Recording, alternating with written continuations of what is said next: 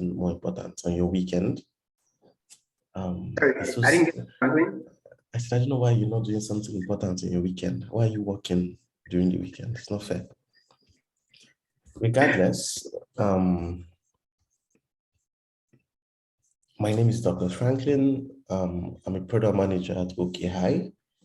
I was formerly at Padiem, Localizely, Eden Life, which a lot of you may know. I do that part-time as a job. I also write part-time for my blog, both on Medium and on Substack. There's a link to my blog here. I haven't been writing for quite some time, so it's not a bit active. And then I'm a full-time gamer. I play games once in a while, but that's my full-time job.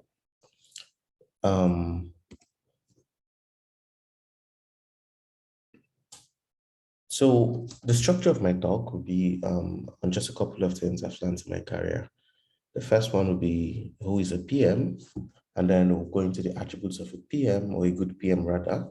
And then we'll talk about what I've learned in job hunting, and then what companies want, and then we'll just discuss other stuff. Ideally, I'm sick, so I'm down with cold. The session was slated for 2 hours.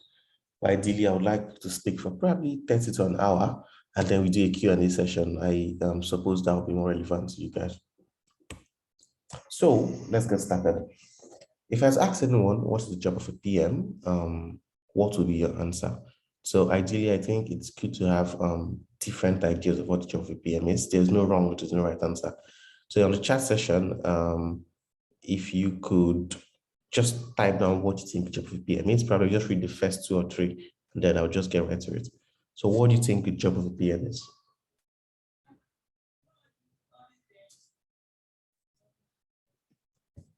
So I'm waiting for you. Just write down what you think the job of a PM is, something short that captures the essence of what you think you're meant to do in the job, or what you're currently doing in the job if you're working full-time already.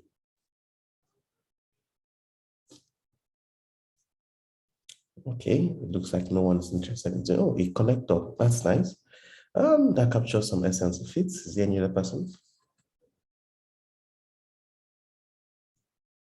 Oh, management of products. That's fine. So I think while all those are correct, the definition of a PM that I put together, what works for me, is that a PM's job is to discover customer problems or business opportunities.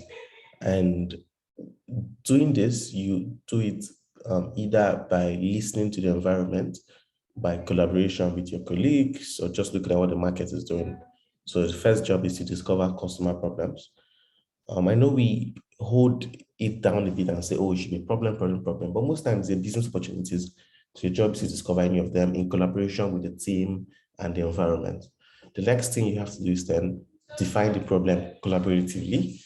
And when I mean define the problem, it means what actually is the problem we're solving for? What is the business opportunity? Does it make sense for the business? Is it something that can have an impact on the company metric or user's life? And then the last thing is you have to execute on efforts to solve the problem. So if you look carefully, I didn't put anything here about solution and say, oh, you have to execute efforts to come up with a solution or something. The most important thing is always to frame stuff from the idea of a problem. So you have to execute an effort to solve the problem. You could have a solution, ideally, that does not solve a problem.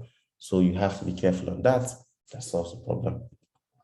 And then we see a lot of PMs, and frankly, it's one of those professions that a lot of stuff is confusing. And so it's very difficult to say, oh, how do you place a bound, what a good PM is, what a bad PM is. I've come across a lot of ideas. People have structured it, what they think a good PM should have. I think I just settled for one of them. I think Shreya shared this a couple of months ago. So a good PM is someone who has empathy. And empathy, as you can see from the infographic, is sharing or feeling or understanding the pain someone goes through, the ability for you to put yourself in their shoes, put yourself in their situation. And when I mean empathy, having empathy for your users, having empathy for your business, and having empathy even for your competition.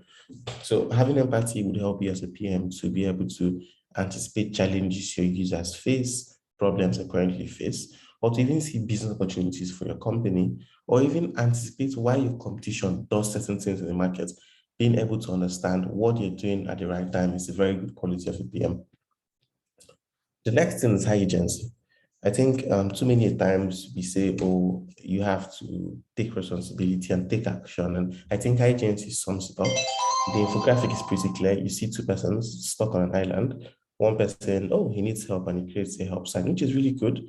But the other person also creates a help sign and does the work of trying to escape from there. So as a PM or a good PM, you should have high agency towards your task, your roles, your responsibilities. I think it just helps you go find your career. So we've come to understanding a good PM is someone who discovers customer problems, business opportunities. He defines a problem with the team and then executes cross-functionally to solve that problem. That is a PM. A good PM then is someone who has empathy and high agency. So I think we've come to the close of the first session. The next thing I want to talk to you about is there's some lessons that a lot of my friends and myself have learned when job hunting. The first one is that companies want experienced folks. So companies want people who are experienced to come and do products for them. The second one is that the process of getting a job is as difficult as the job itself. And then the last one is that not a lot of companies need PMs. In this talk, I'll cover the first one. Hopefully I can cover the second one. I don't think I'll have time for the third one. So let's go. The first challenge you face as a beginner PM or a junior PM is that companies want experience, but you do not have any experience. So it's a catch-22. They want this, you don't have it, but you also want the job. And so how do you go around this? I always tell people that the best way or the best place to be a PM, ideally, is in your current job. And the reason I always say this is that to get a job as a PM, there's some necessary or underlying skills and things you develop working in tech companies or working in a company in general that you can apply to be a PM. So if you look at the first examples, what makes a good PM? High agency. You work in a fast growth startup, naturally you develop high agency as an attitude. You develop empathy if the company is customer focused or product focused or business focused. And these are things you get working in tech. It's a very good baseline for you to start out being a PM. And so your current company provides the best place for you to level up to be a PM, to roles from customer success to business roles or sales or marketing or even engineering. It's a next step for you if you want. It's like a stepping board. Working in a company and then moving to become a PM for me is the easiest way I see people transition to becoming PMs. So if you observe very well, you notice that PMs are very busy people. So there's always the need to have someone who can help out with low leverage tasks. And so low leverage tasks like, oh, helping out with doing some data work or talking to a few customers or coming up with small brief for what's an opportunity or problem that someone faced. So you ask, oh, how do I transition to being a PM in my company? So the first thing is offer to help the current PMs with tasks. So you do you a world of good if while working in a different department, design, sales, customer success, engineering, marketing, business, you offer to help the PMs with some tasks. So PMs could assign some tasks to you. And why this is very ambiguous, it can cause some challenge. Oh, you're doing tasks that have no impact and you do not know what to do. It's always good, and I say it's a rule, it's always good for you to ask them what the goal is, how long that task will take, and why it's important in the overall business objective for you to do that task. So when you do this, you sort of have an understanding of what needs to be done and why you're doing it. And the why is very important business for PMs. So the next tip is to allow them, ask them to allow you listening to their meetings. I think a lot of the time you get the lingo of product and eng just by listening. So listening to your colleagues talk, listening to their meetings, and it just helps you build up this empathy for your users, listening to your problems daily, listening to solutions, listening to how people think, and forming very good mental models for it. But there's a rule here and there's a caveat, and I always tell you, resist the urge to make an input.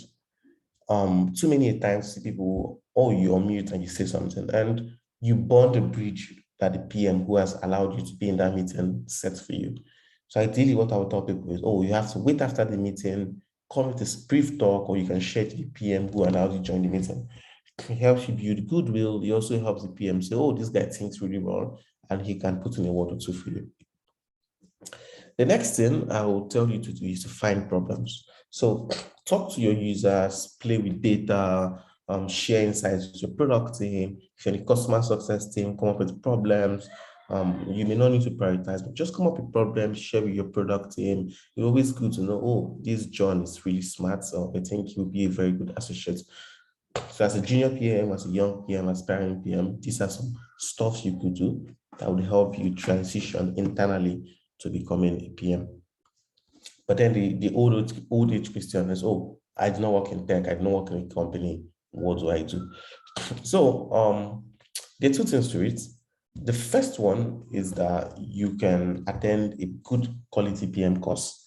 Treford is one of them. There's Product Dive, there's the PM communities that help you pick up stuff pretty quickly.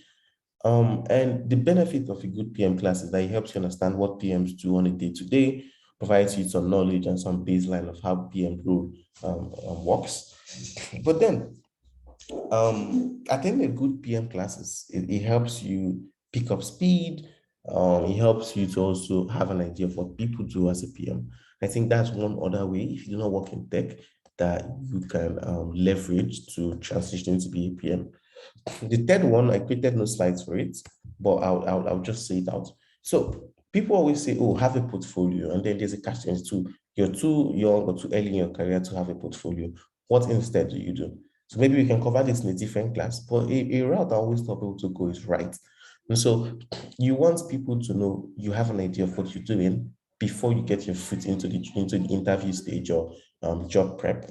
And so when you write as a PM, you cultivate this habit of being a better thinker. And if you notice, there are very few good quality PM materials outside. And so you ask yourself, but I'm so young, how do I then write? What do I then write? There's a lot to write about. Your transition into becoming a PM, how you're finding it so far, what you think the role of a PM is, how are you even coping transitioning. There's a lot of good quality materials to put out, and it doesn't have to be something too flamboyant. It just has to be you sharing your mind and speaking your mind. And this helps a long way during interviews. They check you out. This is his blog. This is nice. I like the way he thinks. We should give him a chance. Maybe he doesn't have a job at all. It's just transitioning, but at least he thinks really good. I like that. And so doing any of these things would show that you have empathy and high agency. And those are the baseline skills for any good PM. So I think I don't want to run through because there are different sections. So I think I'll just let anyone ask questions. We'll do 2 questions and then we'll move. So I don't know if the moderator can help me pick 2 persons on the comment section. You just type a question about what I've just spoken right now. I answer 2 questions, we move to the next step. So just drop your questions on the comment section and then I'll just pick 2 and answer.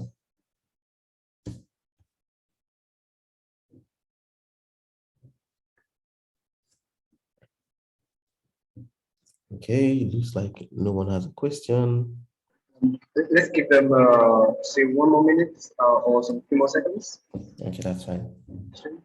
Okay. Okay, so can you explain high agency? So high agency is simply taking initiative. And so you see that you guys haven't spoken to a customer in a couple of months. You talk to the customer, that's taking initiative, not waiting to be assigned tasks before you do them.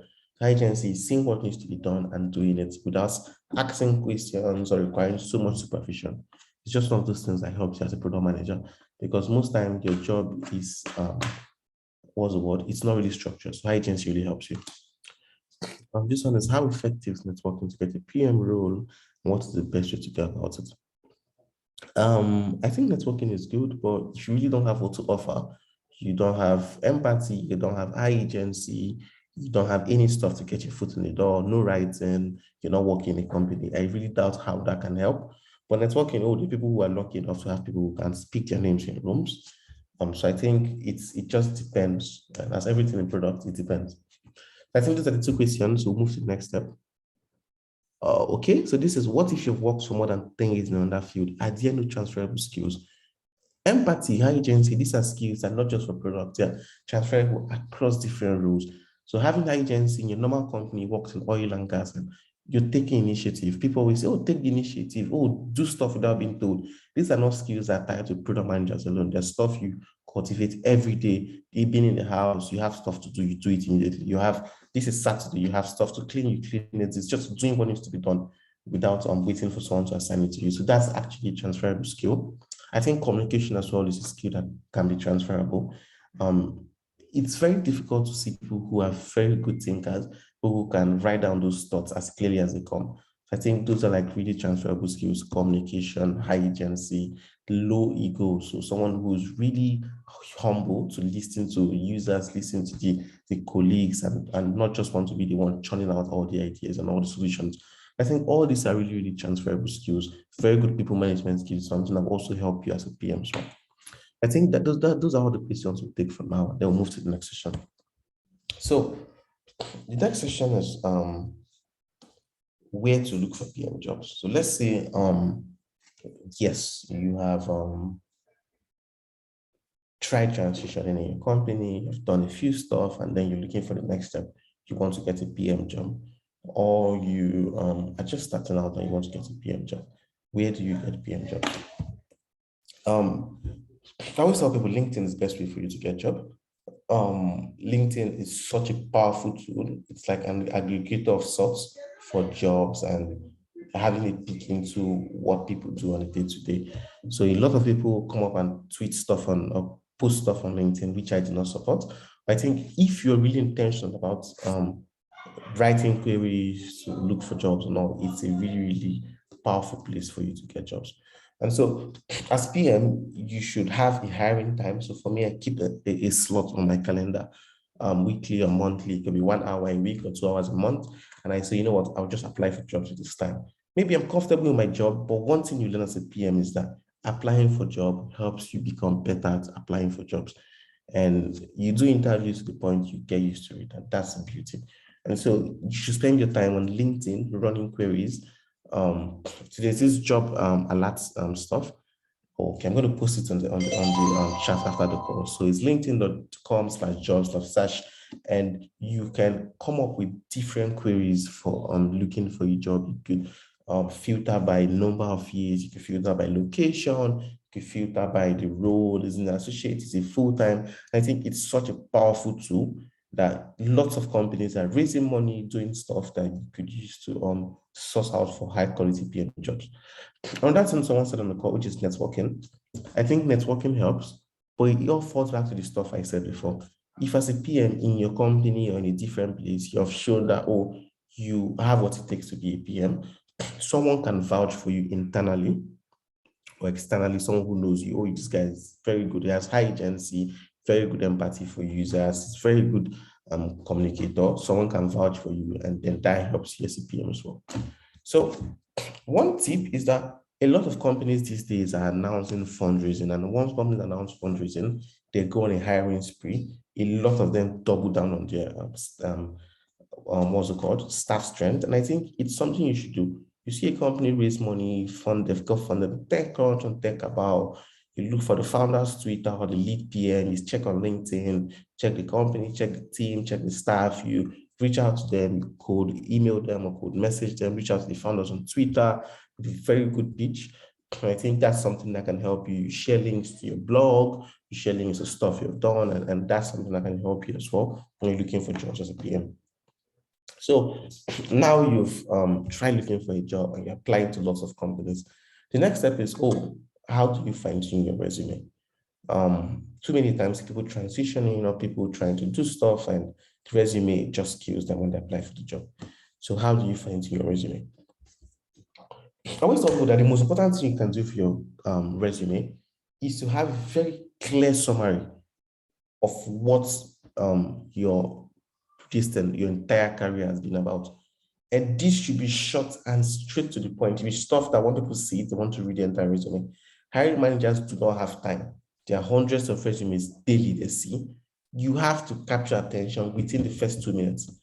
Your summary session should be clear, should be concise, should be crisp, straight to the point, and it should be something that will drive attention to the other part of your resume.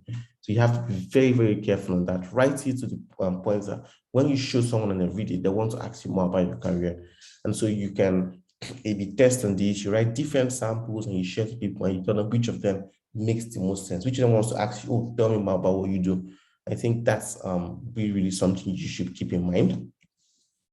The next thing is buzzwords. I hate them. Everyone hates them. Companies do not like them. So delete buzzwords from your resume. They do not make you sound smart. They do not make you come off as having experience or such.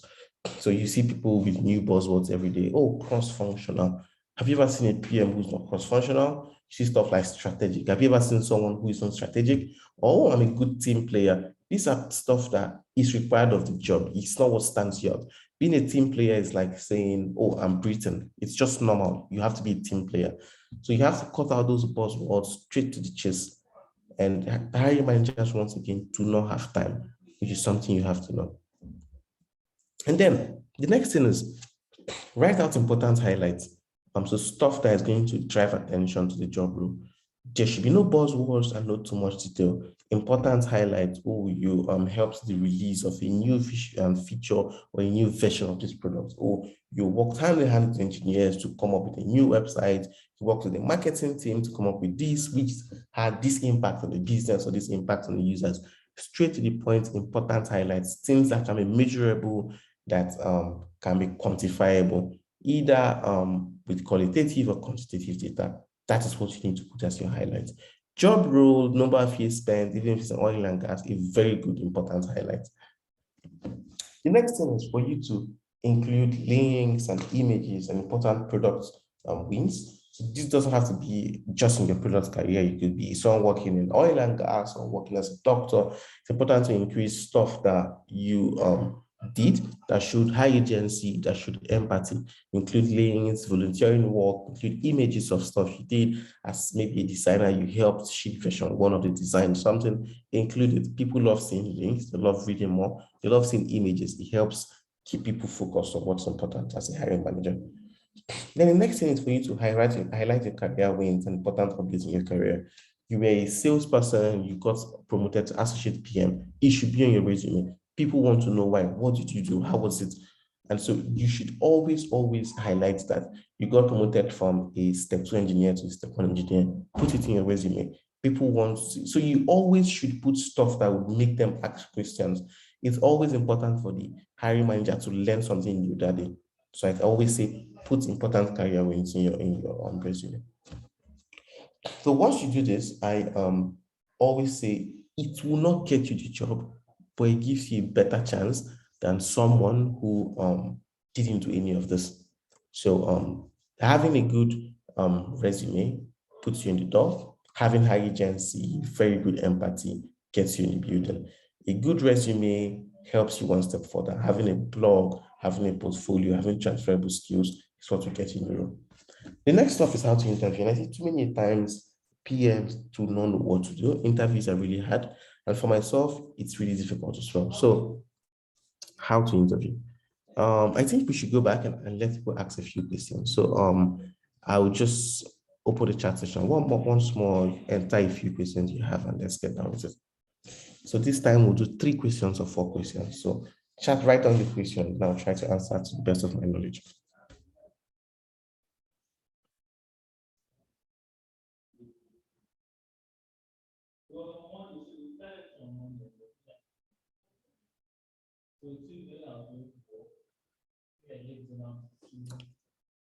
Okay, I haven't seen any question yet. No questions for anyone. Should we move on?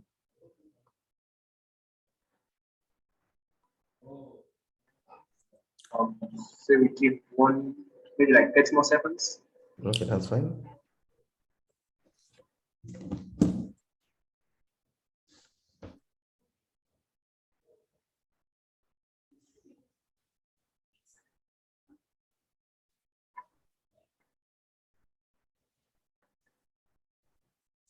Okay.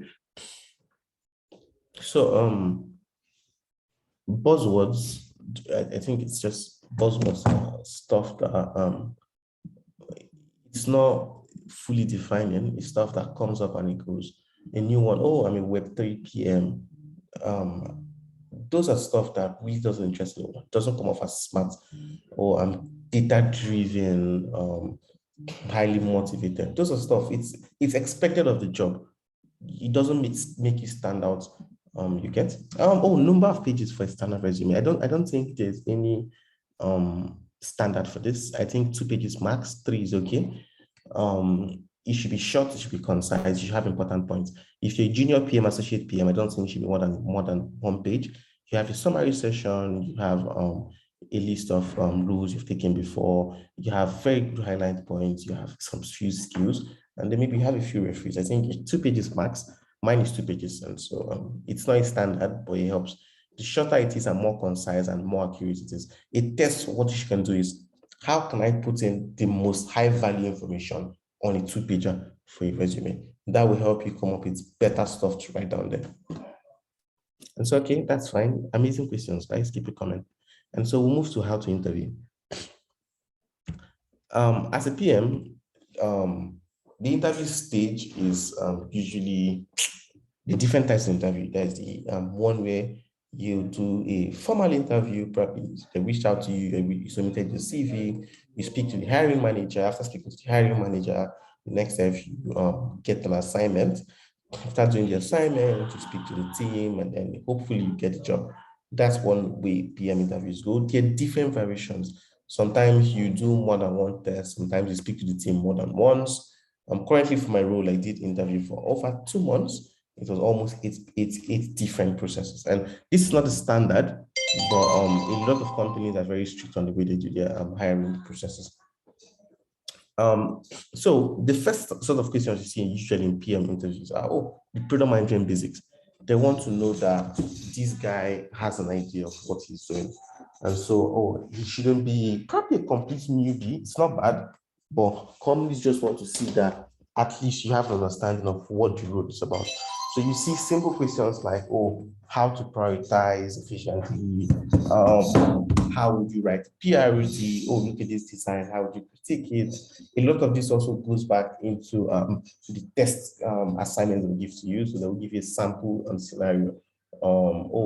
Tell me, as a Flutter product manager, how would you how do you spend your time building this feature? What will you prioritize? And so they expect you to have some basic idea of coming up with a priority, knowing some basic prioritization techniques. So you have the Kano, you have the RISE, you have impact of effort, just having a brief understanding of this. And those are not really difficult. You do not use a lot of them on the job, but it's not bad. It's high agency. Go read about them, try to have an understanding. If you work closely with the PM team in the company, you hear a lot of these words, and you start understanding what they mean and what it's about. For writing a PRD, I think it's something that it can be learned. No one is born writing a PRD. At this stage, you don't need to bother about the intricacies, or it has to be this, it has to contain this. What you should be bothered about is how do you convey the information you're given into something that people can relate with across the entire organization. So these are like the very first stages of the PM interviews, all the basics. And as someone who has gone through a PM course on transition, all this can be learned.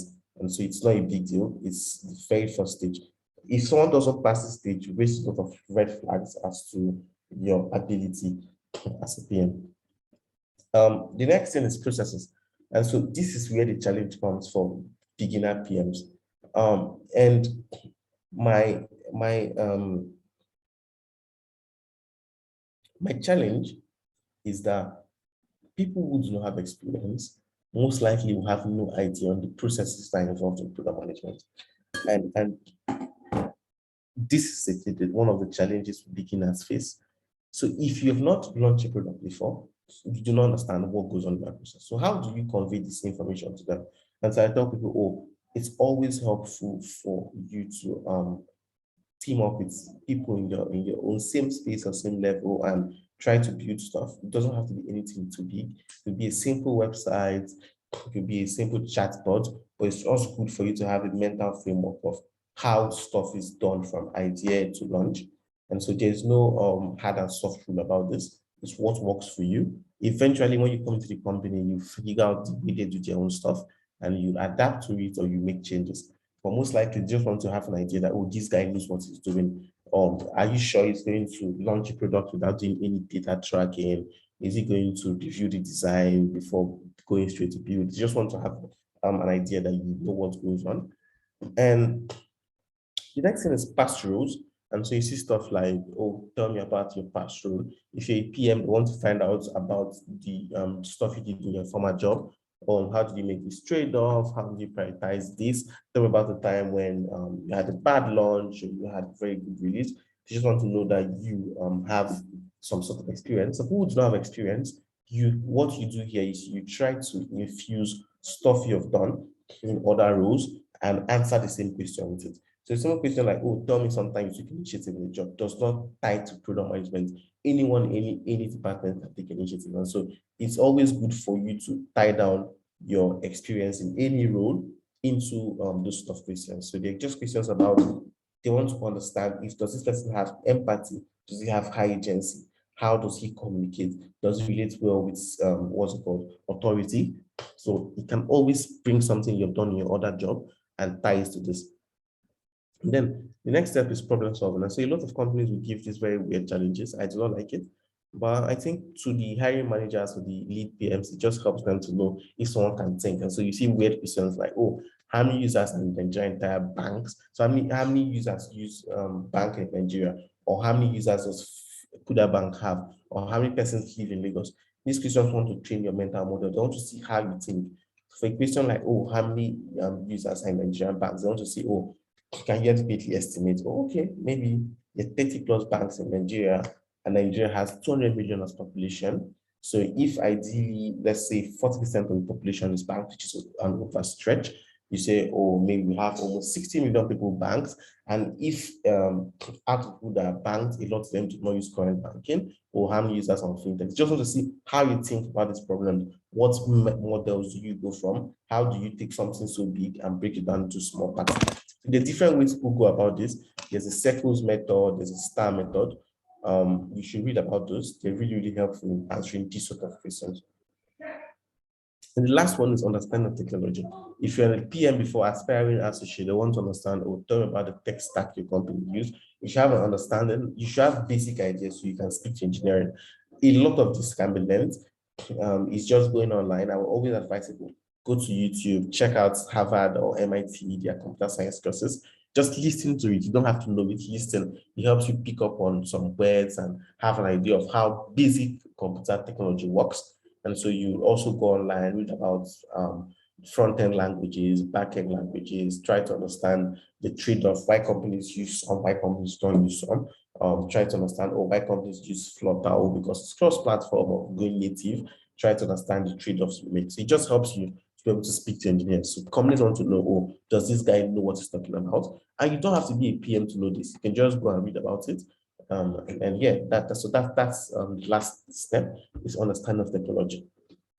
So now you have gone to a PM course, you have probably worked in a team, you've supported the product managers, you've been referred for a job, you've worked on a very good resume, and now you've done the interview. How do you choose? But once again, you go back and then I'll say, if you have a question, just drop it in the chat section, and then we'll go for it again.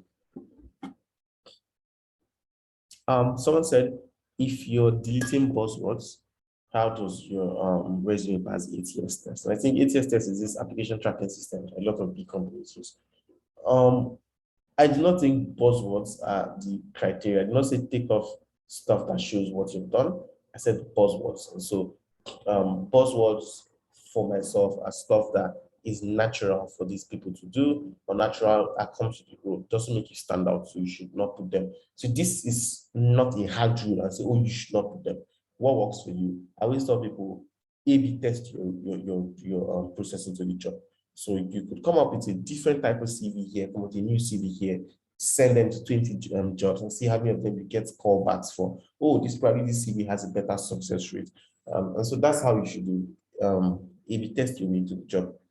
Are there any other questions? I'm looking for more questions. I'm not seeing any questions there. The last questions about the interview process. Do you have any questions? Drop them there. You can go 5 this time.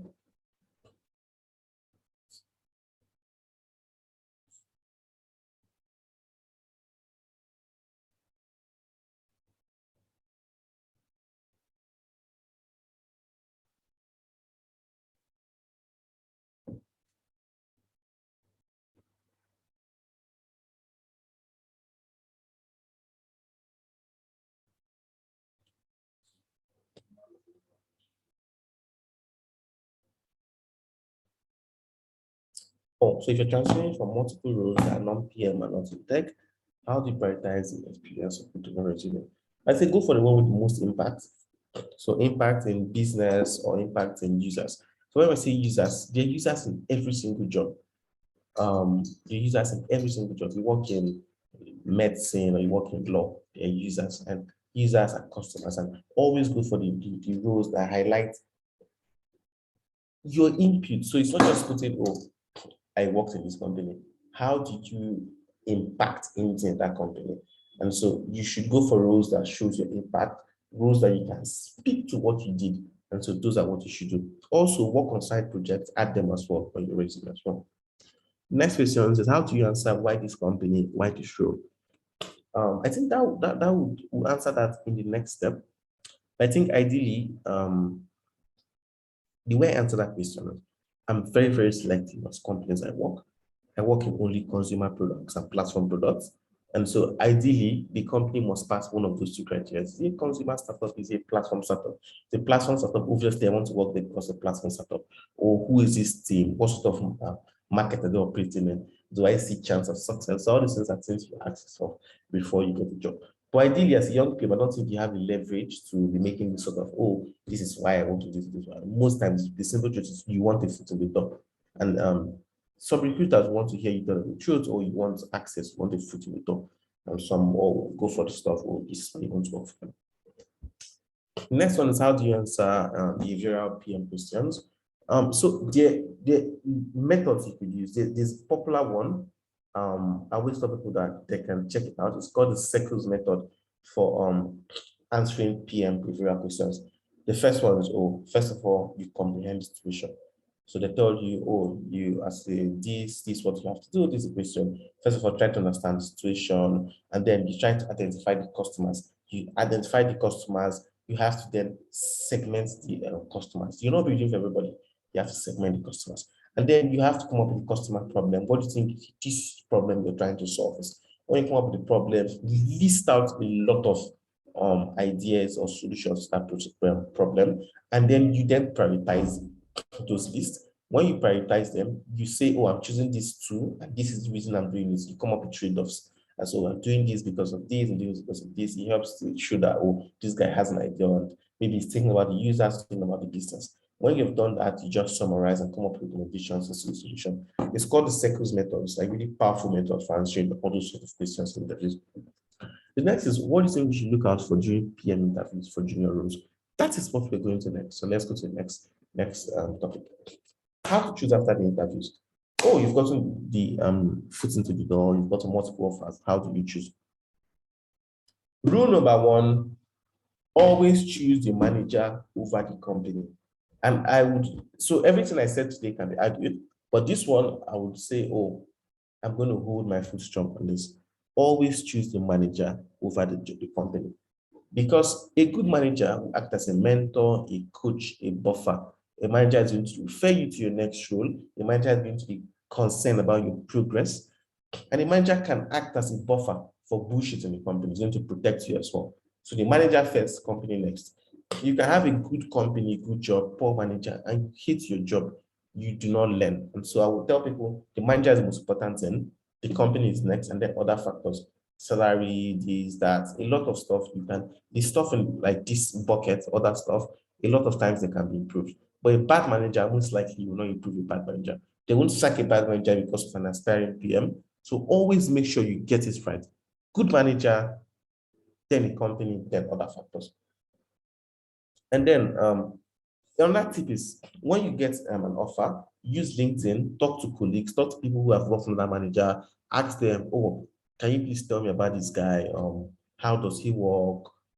Did you enjoy the experience? What should I look out for? Would you recommend yourself again to work there? It's always good for you to get good reviews of who people work with. If someone doesn't work with a really good, it's not a good, what's it called? Good manager to other people, most likely it will not improve from that. And so you should always try to get feedback from who people work with. And so what you learn in job content, companies want to experience folks, but you do not have experience. So we've covered that, the entire field of how you get started to how you get a job. I think we have some time, so I'll just go into this. I did not create slides for them, so permit me. So the process of getting a job is as difficult as the job itself. And I would say getting a PM job is as hard as a task at hand. Let's start from afresh. You have to have high agency empathy, first of all, to get to the door. You need that from the job. You have to be able to A/B test your resume, write up multiple versions, try to communicate the essence of your career in that resume. You have to communicate the same thing to your stakeholders when you're on the job. You have to A/B test the resume. You have to come up with different variations, different samples. Abdulaziz, you're raising your hand. There'll be a time for questions. Thank you. So you have to come up with different variations of it. You have to be able to say, oh, this is working, this is not working. Come up with some sort of qualitative insight or quantitative insight as to, oh, this is working, this is not working. Also, during the interview, you have to be able to answer questions on the spot. You have to be able to think through difficult scenarios and situations. These are the same challenges you would also face on the job. And then when you get the job, you have to make trade-offs in which of the companies you accept. Oh, am I going to accept this company? I'm going to accept this company. Um, so those trade-offs you make, it's also a sense of trade-offs you make when you're on the job. The same trade-off you make, oh, do we build this or do we don't build this? Do we do this or we don't do that? So you should know that the way it is difficult for you to get the job as an intern is the same way the job is going to be difficult, most likely. And I'm not kidding you about that. And then the last thing is that not a lot of companies need PMs. I tell people, oh, you want to be a PM, which is good and it's amazing. But you should not make the mistake of working for a company that does not understand product management. You get the role very early, and most likely you waste a lot of your time doing stuff that does not help your career. So, rule number one, always work for a company that has enough engineers to build stuff that is needed. So, you see companies with 5 engineers and you will hire 3 associates or 2 associates. What are you going to build? There's a core product. What do you think you have time building? Always work for companies that have enough capacity to do the job. Next, you need to know what stage this company is in. Some companies just are starting out, they want to try the PM stuff. As a junior PM, you do not want to work there. Some people have done it and it worked out for them, but you do not want to learn on the job. You want someone to be able to mentor you and guide you for the first 6 months to 1 year at least. So you want to be ideally work for a company that has experienced PMs. Check out the PMs in the company. Check out where they've worked, what impact have they had before you decide, oh, I want to apply to this company. And then lastly, a lot of companies, a lot of engineers do not see the importance of PMs in their companies. And ideally, you see this when you talk to the people in the company before you probably go for the interview. When you talk to them on LinkedIn, you see the value of product in their companies. And so you should watch out for these things when you're trying to apply to companies. So we ideally planned for an hour or two, but it looks like we're done in 46 minutes, which is good. So thank you guys. And let's ask some questions. So this time you raise your hand, I'll pick you, you have the mic, you ask a question, and I try answering. So who's going next? Who wants to ask a question? Raise your hand, the admin is going to pick someone and then you ask a question.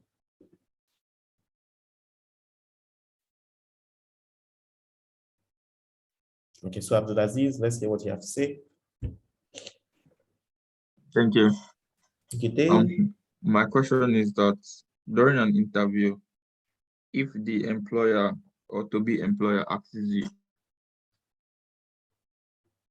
you a question regarding a company, like about a product of that company. Let's say I'm going to interview in Google or I'm going to interview in Twitter, and they're asking me what feature will I improve, or how can I improve Twitter, or what will I improve with Twitter's product?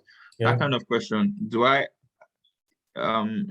answer it directly, or can I use something else to answer it? Like, are they just trying to pick on my idea and use it So no, no one is trying to pick on an without idea. employing that kind of stuff, or No, what do I do in that? nobody is trying to pick on an idea, trust me. Virtually any idea you would have for a product, people they have thought about it 4 years before. And so what they want to try to know is, did you spend your time thinking through this role? Did you look at the product? Did you use it? Did you try to think about, oh, we can do this better? It's the same thing about high agency and having empathy.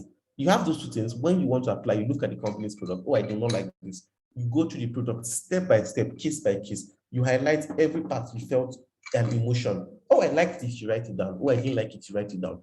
And then you look at it, oh, this, why did I like this? Oh, this might have been the problem. And then you try to come up with a solution with it. Most times, companies just want to know how you think. Won't it be amazing if you tell them answers that are already on their roadmap or on their backlog? Oh, this guy is smart. Oh, he could think about this without having all the context. Oh, maybe we should hire him. So no one is trying to steal your idea. No one at all. Most likely just want to know how you think. Next person, Temi Topelu Adelana. I hope that answers the question of Abdulaziz, by the way.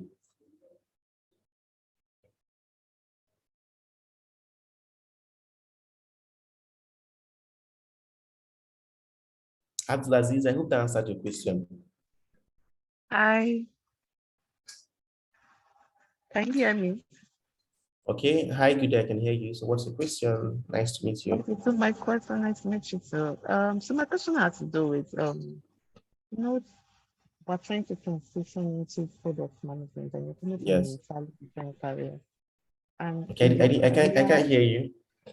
Can you hear me very well now? I can hear you now. Okay, so I'm saying that you're trying to transition into product. And from where you are, I spoke to someone before and she said something about certifications, about getting certification for every stage or every skill that you're trying to get. Because yeah, you could just learn it, but then you have to get something that puts you ahead. So my question is for products and apart from learning the skill and all, what are the potent certifications that are available to do that puts you ahead as well, or that also gives you a chance or an opportunity?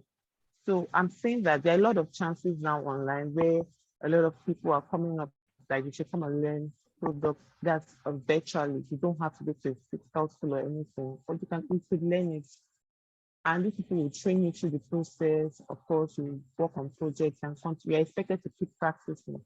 But then my question is, are those certificates valid for me to use to chase for job opportunities, or will it give me an advantage? Or it's just I just need some form of certification that says that, oh, you have been trained somewhere. Because I know that product is like the biggest what's it called? Valid, but I want to assume that that's like the most valid product certification that you should have. But if you don't have the ability yet to get such certification. Okay. I think I Other understand the number question. ones are there. All right. Thank you. Okay. So for certification, I have my strong opinions on it. A lot of the PMs I know do not have any certification. 4 years ago, 5 years ago, there was nobody doing certification for product. Product school was not accessible to us. Then it was too expensive. But more recently, there's been too many courses. People are not building. People are teaching how to build. And while it's good, it helps the community. I think that as a PM, having a certification is like knowing where the door is. So it tells you what you need to do on the job. It's not a substitute for building stuff. It's just like having an MBA as a program manager. So companies say, oh, you need to have an MBA. It's not going to get you the job. But people will say, oh, okay, maybe this guy went to school about it. He knows what he's saying. See, it's not like someone wants to hire. He did terribly in the interview and sees his education from Trefford. Oh, let's give this guy the job. It doesn't work that way. His education just aims to show that this guy at least has an idea of what the job is about. You learn by building, you learn by working. The entire certification is to say, oh, this guy is not a complete newbie. At least he has an understanding of what needs to be done. He knows how to write a PRD. He knows how to proceed design. He knows how to talk to engineers. That's what certification gives you. A lot of this stuff you can learn on your own. But if you want the value of a community, or you want to learn with people and you want guidance, I think the model for doing this education is something that really helps people. But I'm not against it. I do not think it drastically increases your chance of getting a job. Does it increase your chances? Yes, every single iteration does. But does it drastically increase your chance of getting a job? I do not think so. I've not seen a company that said, oh, I won't hire you because you didn't have a certification. No, I've not seen that before.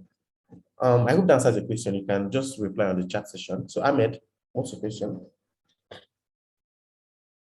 Hi, Douglas. Thank you very much for the presentation. And Please, my question is similar to what Gafar asked in the comment section, and it's basically I would appreciate if you shed more light on when transitioning from a non-tech and non-PM role, like say for example a professional role. I know you mentioned something about medicine the other time.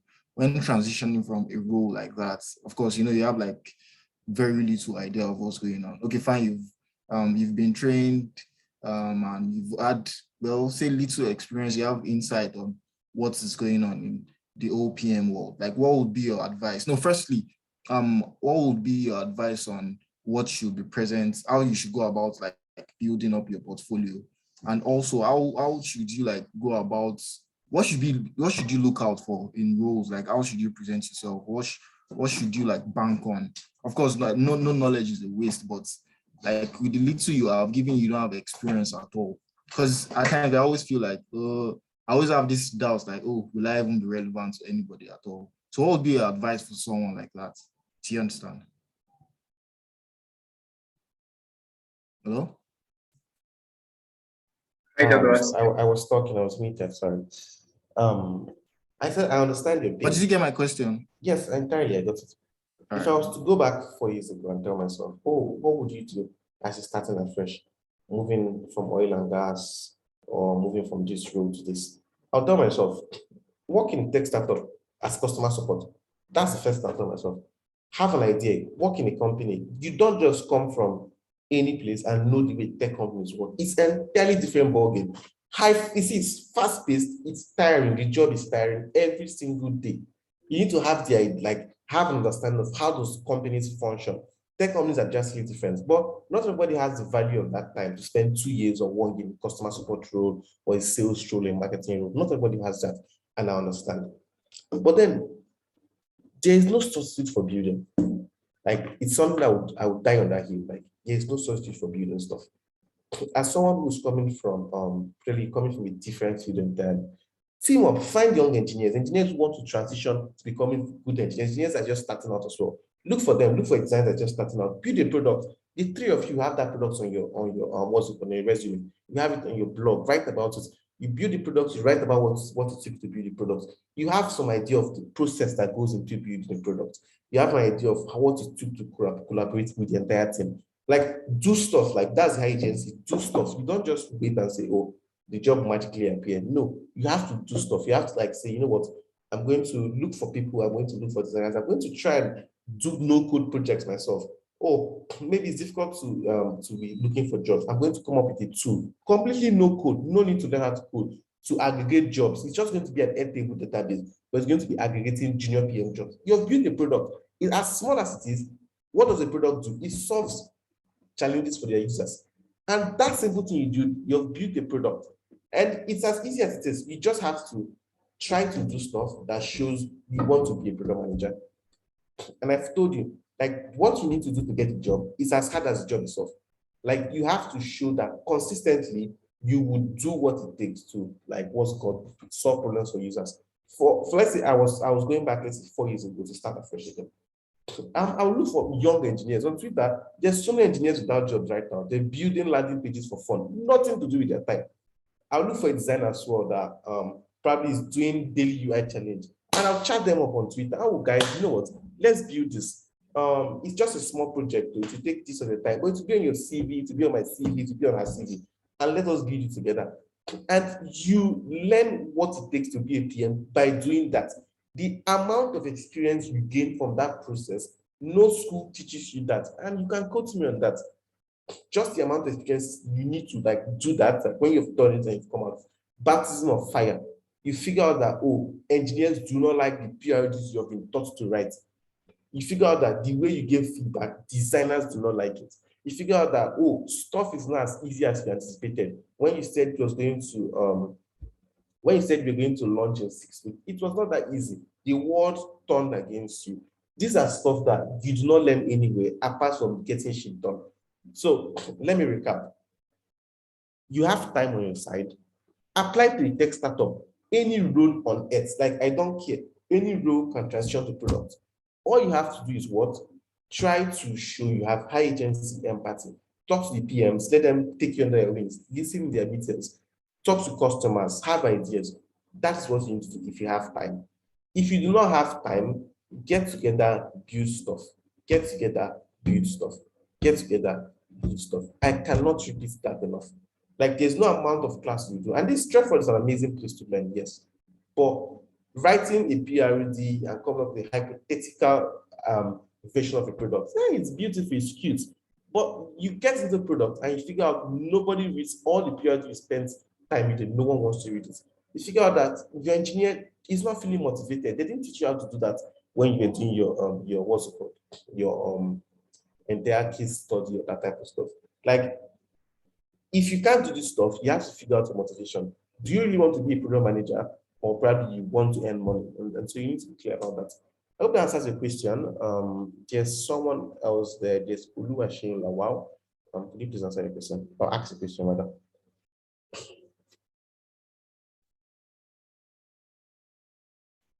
It looks like I lost you. Yeah, I think Oluwaseun Lawal. Yeah, I'm here, Shay is here.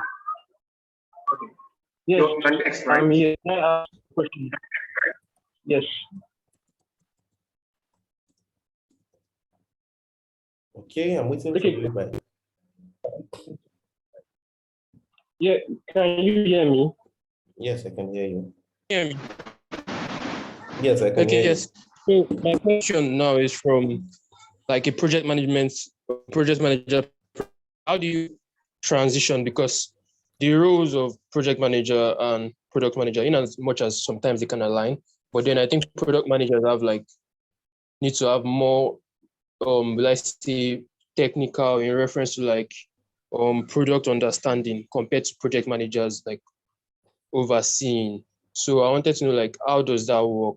Because for me now I'm like a project manager, but then I also want to apply for product management roles, but it's not particularly the same requirements. I get your point. I think that there are many schools of thought about this, and me, myself, I've gone through different stages of understanding, this is that. But I tell people that separating the roles, product and project, is a company that doesn't want what's the word? It's a company that is probably not customer focused or product focused. The two roles are one. Like one is so companies split them. A product manager's job is to define problem, come up with the problem. A project manager's job is to execute. But that's the role of a PM. Like those things are like saying so something Anderson Horowitz said was that Ben Horowitz said was that what people do not understand, they try to call it fancy names. So when companies were not giving product managers enough role to like define the product, they say, you know what, let's call it project managers. All you have to do is I come up with the idea, you build it. You get my point? When the product managers were not executing enough, companies said, you know what, stick to products, let me hire a project manager. For some companies, these roles are merged in one. A product manager, the project manager, you switch into the responsibility at different stages of the product life cycle. And so if your company has a split, you are a project manager, have you never spoken to customers? Have you never come up with insights that significantly help the product? Have you never come up with a quantitative or a qualitative data to back up an assumption? Have you not come up with hypotheses before? Have you not executed on the stuff to build the project? Like if you're doing this, you're a program manager. The distinctions we bring, I don't know, and I really do not understand why we do it, but there are different people who have strong opinions to this. For me, the job of project manager, job of product manager in companies should be merged as one. As you grow higher into your career, you start to let go of the project execution work to junior people and focus on strategy. But at the starting, I've not seen a good product manager who does not know how to execute. It's going to be a challenge. It's something I faced in my career as well. Oh, I was very good at product, but I couldn't execute. But execution comes just by doing stuff. You work in a company long enough, ship a lot of product, you just get the execution muscle. No one is born with it. I'm a project manager, they give it to me that way. No, they just know how to execute better. And so as a product manager who is having a project manager in his company, learn to execute. A project manager learn to always put the customer / business first. I hope that answers your question. Next person is Adeni Deborah. Good day. Please ask the question.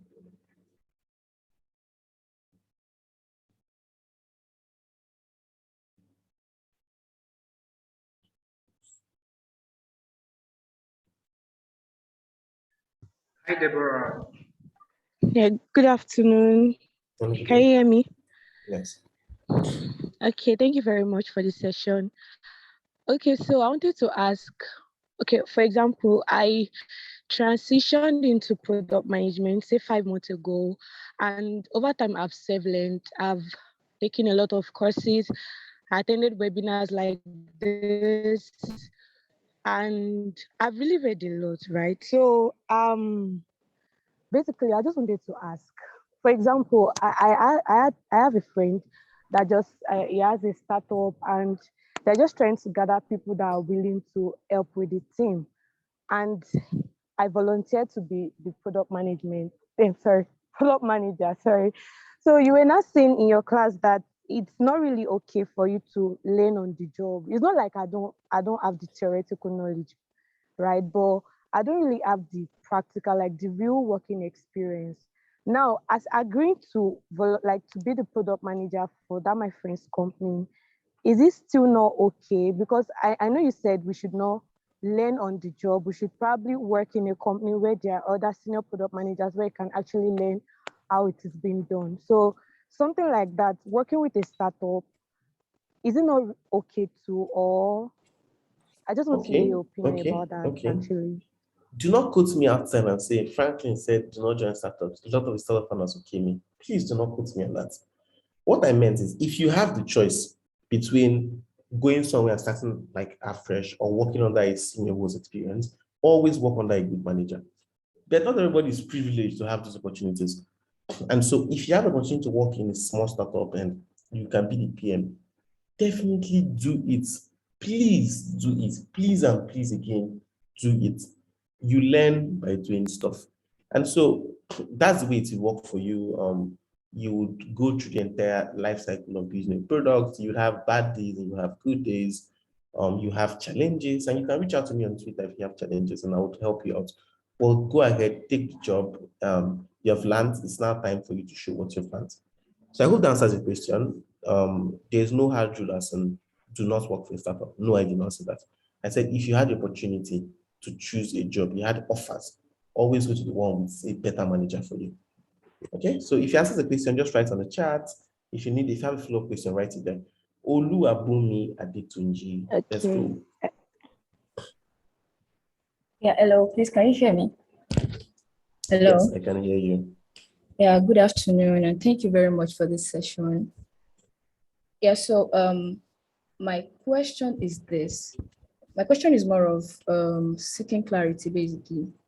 So earlier, you mentioned that.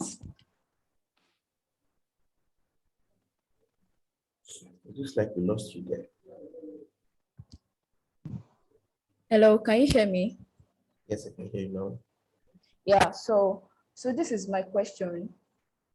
Let's say I don't have so much experience. Let's say my first experience in tech is product management, and so far I've read books, I've taken online courses. Basically, I know what it takes to be a product manager by theory, not the practical. And then I don't necessarily want to join a startup, or maybe I don't have the opportunity to join a startup. And then I decide to probably bring together a team I mean, mobilize maybe other product managers and product management enthusiasts and maybe engineers to actually build a product. I don't know. I know that I don't have the practical experience, but then we all are trying to like build a product and eventually we're able to build it along the line. I don't know if this substitute for actually working on a startup or it is necessary for me to have that company experience. I don't know. I'm just trying to like get the point. I want to be sure I'm not I didn't misconceive your explanation earlier. I don't know if you get that. I feel amazing what you're doing there. Congrats, by the way. Thank you. If you have the opportunity to build stuff, always build stuff. You learn a lot by building. There's this beauty that comes in chaos when you're building stuff in security. There's a beauty that comes in it. And go ahead, build it, take that step. What I said was that if you have the opportunity, and this is subjective, not everyone has this opportunity. If you have the opportunity to join a startup, if you have time, if everything is going well in your life, you have money, go take a step down, do something, and then go and become a PM. Or if you're already in any of those roles, become a PM. But if you do not have that, I do not say, okay, before you become let's say, a footballer, go to academy. If you can go straight, which is possible. If you feel like you're capable to like build stuff, go ahead, build it, make noise about it, let people know you built it. It's your win. And when you're in an interview and someone is asking you, tell me about the last time you built this, you would speak with so much experience and confidence because you did it yourself. You get? That's my 2 cents for you. If you have the opportunity to build, you have people who are willing to build, go ahead, build it. Build as many things as you can. And then once you're comfortable with it, and you say, oh, you need a job, apply to as many places as you can. Highlight these things you have built. Highlight why you built it. Highlight this is what you built. And that's as simple as it gets. Thank you very much. I appreciate.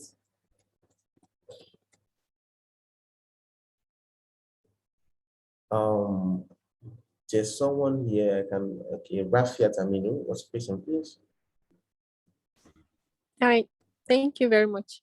Okay, so you mentioned the whole choose a manager thing for the company, but when you're like sporadically applying and you don't really have the luxury of knowing who your proposed manager is going to be, so how do you maneuver your way around that? And also what happens when like what are red flags to look out for job posts and stuff like that?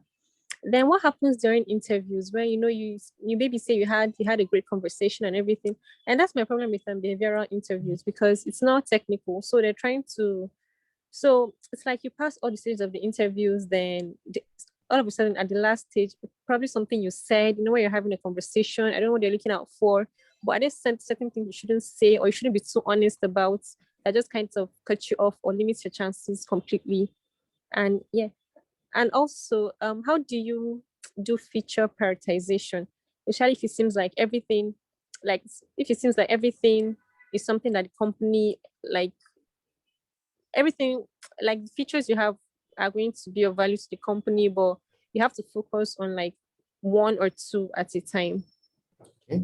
So I would come back to you and say, please prioritize these questions. You asked me 4 questions. I didn't hear any of them. I can't remember any of them. So just choose the most important one and ask me the most important one. All right. Okay. So red flags to look out for during application. Okay. So red flags to look out for. LinkedIn is your best friend here. How long is the person you're replacing? So first of all, are you replacing someone, or does the opportunity come out to them to hire someone?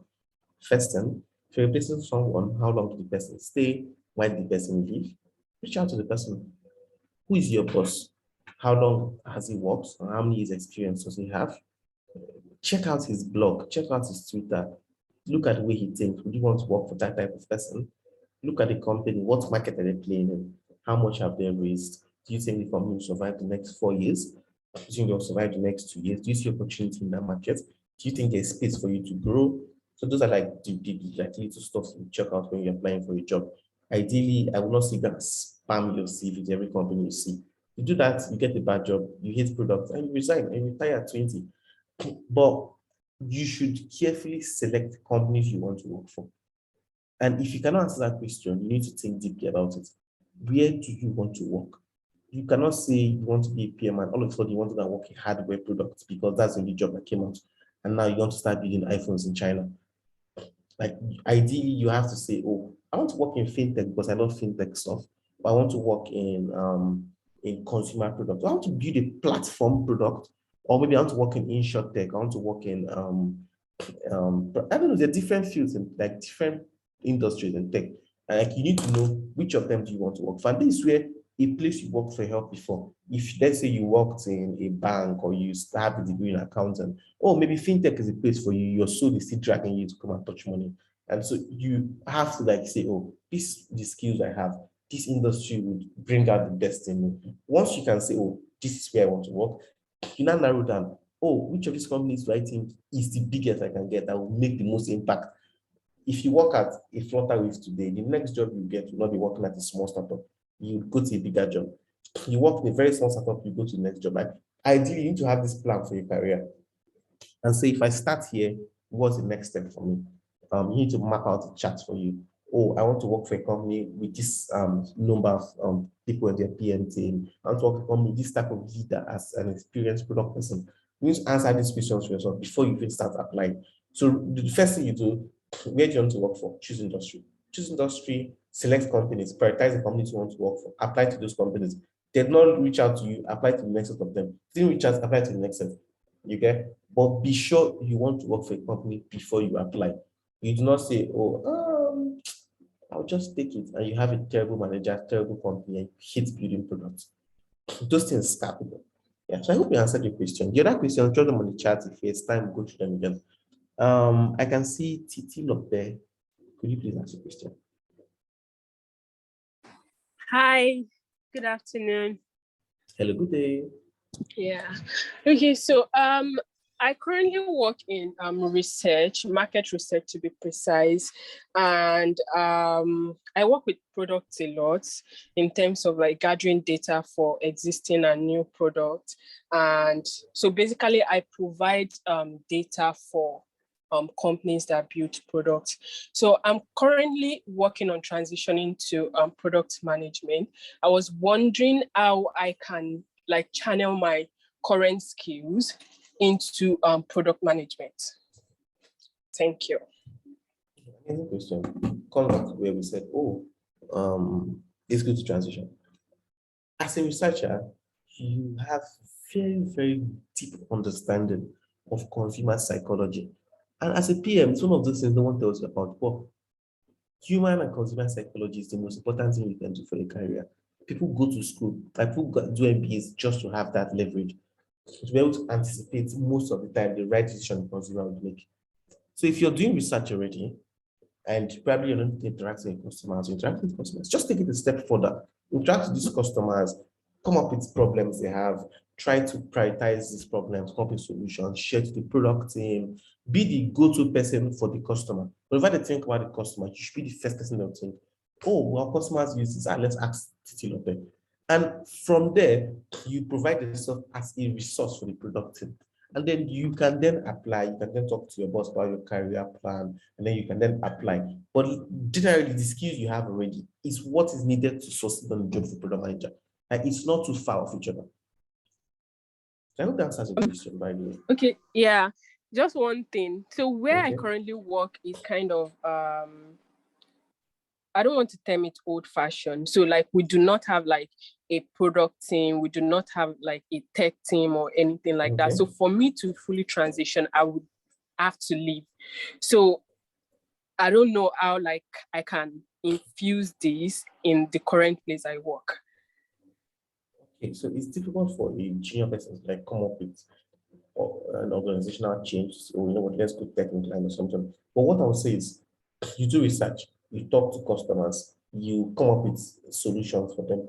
You may not necessarily be building a tech product. That's why there's what they call tech product manager. It means there can be product managers in other fields. I have friends who are hardware product managers who work in fields that have nothing to do with tech. Like, so that should not limit you and say, oh, you know what, because don't work in tech, I'm not a product manager. Once you do these things, you discover problems, you define the problems, you come up with solutions for them. Ideally, in interview stages, you can relate with what the program manager goes through, what the program manager does. You can share this experience in interviews. And I would say you have this experience, apply for jobs. So apply for jobs. Reach out to me on Twitter, send me your CV, and also talk to a few persons from you. But if you have these skills, go the next step, go the extra mile, apply for new jobs, because you have what people are looking for to become PMs. People do not like talking to customers. I've seen a lot of PMs who do not talk to users, and they don't like it. And it's counterintuitive. As a PM, why don't talk to users? But you're someone who's ready to understand. So congrats. I really love it for you. Thank Abu, you. I'll take okay, you that's up on fine. the Twitter offer. Thank That's you. fine. That's fine. Yeah. Abu Victor, could you please ask a question?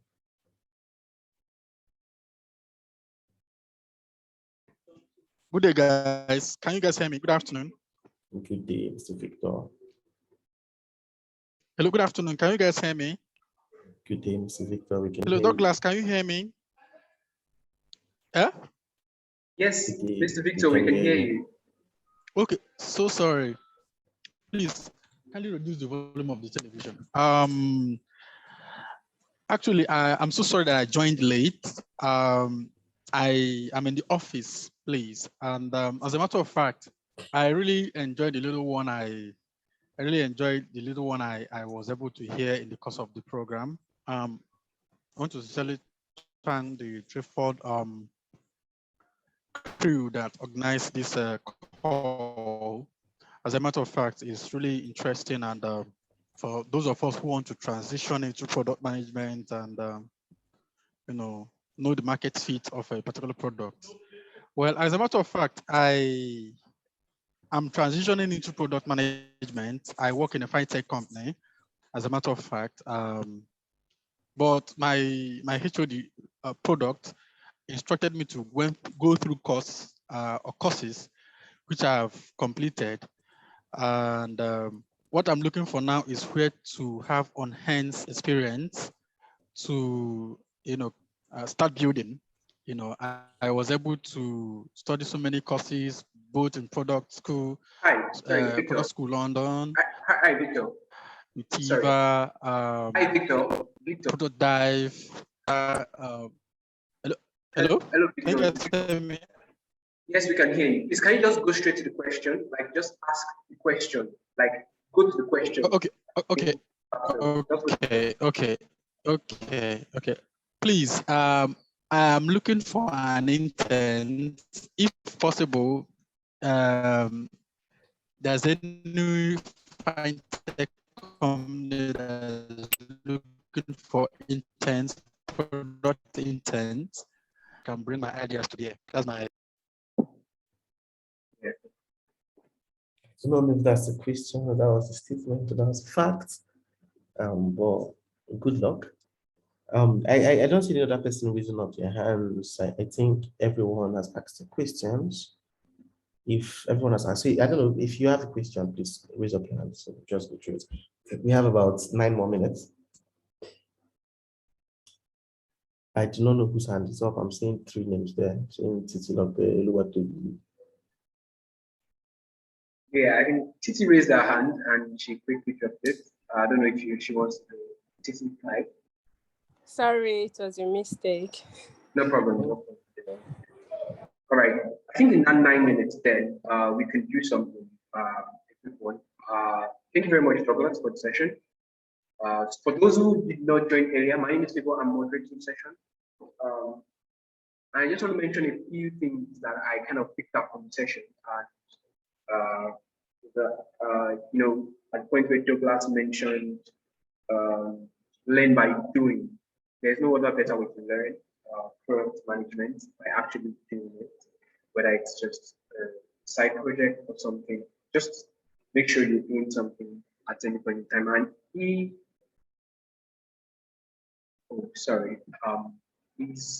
can you hear me? Can everyone hear me? You could just respond in the chat.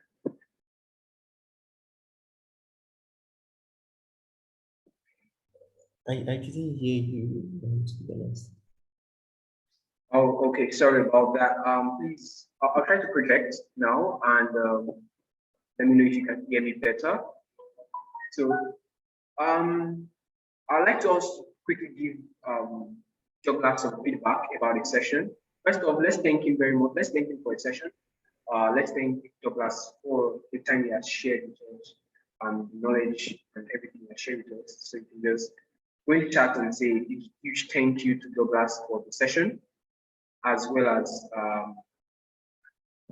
let's give him some feedback there. Slide. All right. Thank you so much. Thank you so much, Douglas, for the session.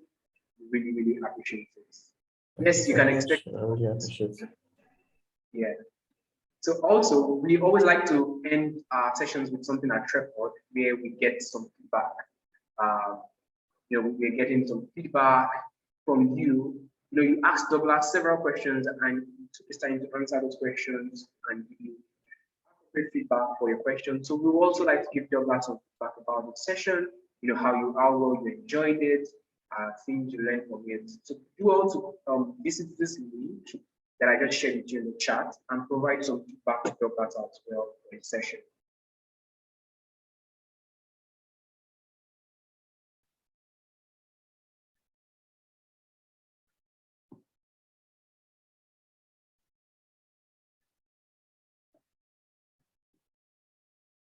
Great. I can see some feedback already. Some feedback is coming in already.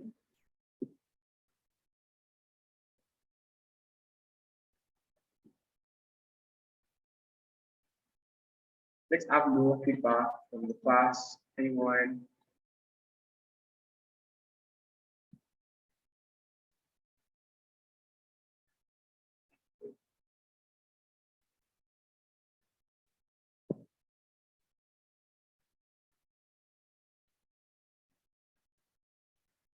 All right. Let's check my video.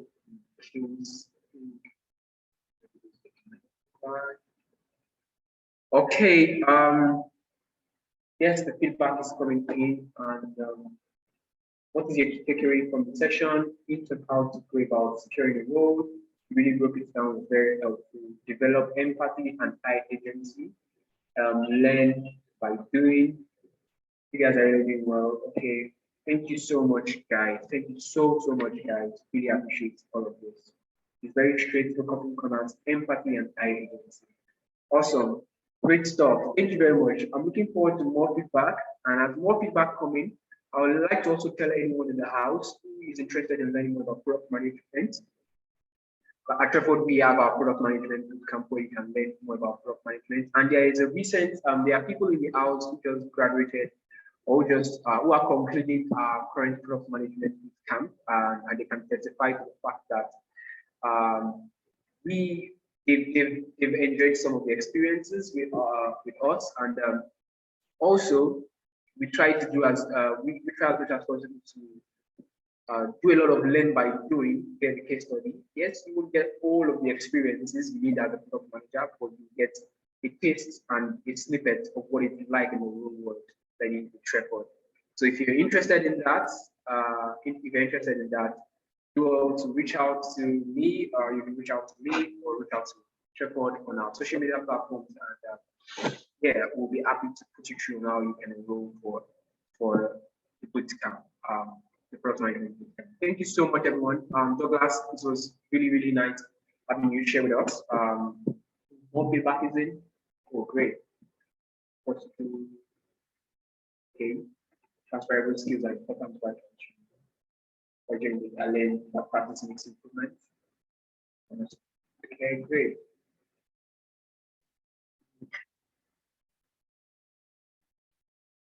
Yes, the recorded session will be available on Treport's YouTube channel from tomorrow. So you can check there, and we'll send an email to you as well once the recording is available. So that's all from us now. Thank you very much. Douglas, I don't know if you have any last remarks to share with the class at the end of the session. No last words. Any last words I have would be reach out to me if you have challenges. I no longer use my Twitter that much, but I'll check the messages once in a while. So reach out to me if you have challenges. I'll help out as much as I can, but just try and do stuff. Try and build stuff. Be intentional about your career. Like you're not spamming. Be intentional about every step you take. Make trade-offs and come to a very good clarity as to what you want to do. Once you can do that clearly, you have so much success in your career. Thank you so much. Thank you so much, Douglas. And with that, we come to the end of today's session. Thank you very much, everyone, for coming. Yes.